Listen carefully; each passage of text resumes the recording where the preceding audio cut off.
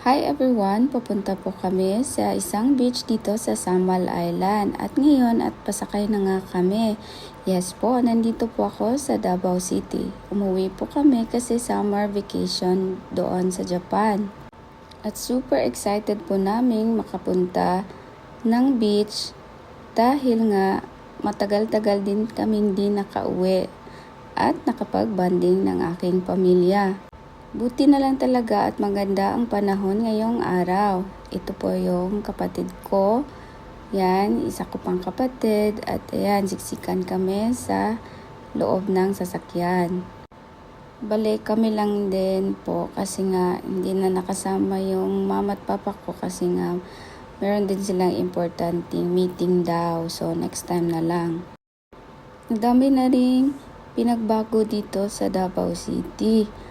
Marami na rin mga buildings at mga infrastructure na pinapatayo pa. Ayan na nga at umandar na yung sinasakyan namin papuntang Samal Island. Ang Samal Island talaga is one of the best choice kung naghahanap ka ng mga beaches na gusto mong puntahan o dagat. Sobrang daming choices doon. Hindi mo malilibot itong buong Samal ng isang araw lang. So, ayan, ang ganda. Super laki ng barko. Tsaka yung dagat, grabe. Nakaka-relax talaga tingnan. Actually, late na tong na-upload kasi nga wala akong time na mag-edit at ngayon lang. So, pumunta kami dito mga bandang July 26-27 na ito. Iba talaga kapag sa province kaysa doon sa Japan.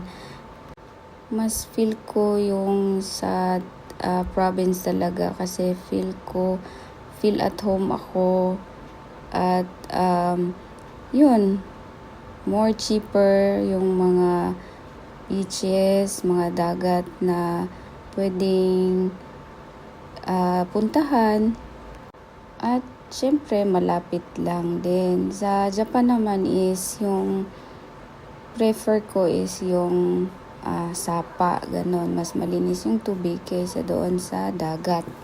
So, natry ko na rin maligo ng dagat doon sa Japan.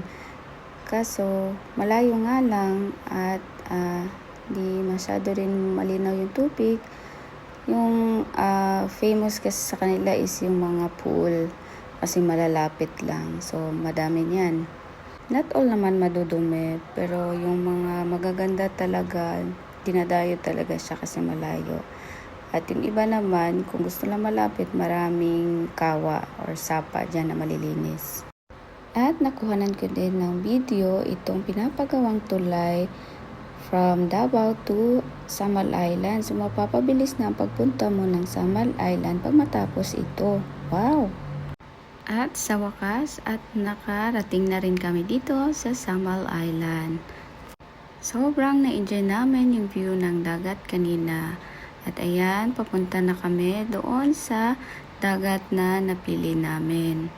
Kahit dito rin sa Samal Island ay sobrang dami na ng pinagbago. Ang dami ng mga bahay, marami na rin ang mga nagmamay-ari ng mga dagat dito. Dahil sobrang fun kami ng dagat, ayan, hope no, in next time, so makabili din ng lupa dito at kahit private lang na area is para naman pag pupunta kami dito ay meron din kaming sarili naming mapuntahan na beach, yung sa amin talaga. So, why not, diba? Keep on manifesting lang, walang masama. 1, 2, 3, 4.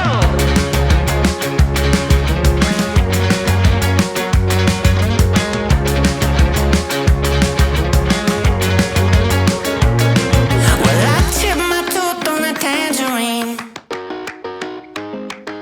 and the jaybird singing something about the way things used to be.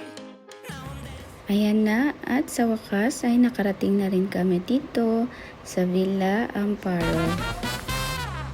Itong pagpunta namin ngayon ay pang 2 beses na. Yung una kasi 4 years ago yon. At in fairness, wala namang masyadong pinagbago. Yun pa rin, maganda pa rin yung lugar nila. Magpapark lang kami sa tabi ng kanilang resort. Tapos pupunta kami ng lobby. At meron din silang pa-welcome drinks dito. Cucumber yon. Masarap siya actually. So, magche-check-in lang muna kami sa lobby kasi overnight kami and then ilalagay namin yung mga gamit pa. Bakit namin napili dito sa Villa Amparo? Of course, maganda yung lugar at naghahanap kasi kami ng may pool at beach na rin. So, one of the choices siya. So, why not dito na lang at malapit lang din naman. So, una naming punta dito last 2022 is day tour lang kami kasi yun, busy ang mga person. So, ngayon, tinry namin mag-overnight. So, hindi ko na napakita yung loob ng rooms namin kasi nga kanya-kanya na at yun, gulo-gulo na lahat. So, yung view na lang ng kanilang resort ang ipapakita ko. So, mga bandang na rin, tanghali, pahapon na rin yung pagdating namin dito kasi nga tinry muna namin doon sa iba na medyo malalapit pero yun nga, hindi siya kids friendly at hindi swak sa choice namin. So, nag-ura na kami kasi nga yung mga bata naiinip na sana daw yung dagat. So, ayun, ito na yung last choice at best choice. Kasi halos sa kanila is first time dito. So, natutuwa sila kasi ang ganda daw ng resort at tuwang-tuwa sila na maligo, mag-swim sa beach at sa pool. Ayaw na nga huminto eh. So, one of the reason bakit namin pinili na mag-walk-in na lang kaysa magpa-reserve kasi nga risky din kapag sa online ka nagpa-reserve. Ang dami na kasing kumakalat na scammer ngayon at kapag mag-down payment ka, wala na ring refund yun. Pwede mo lang siyang i-rebook. So, ayun. So, paggabi na rin to, nakabukas na yung lahat ng ilaw. Ang ganda ng view din ng sunset.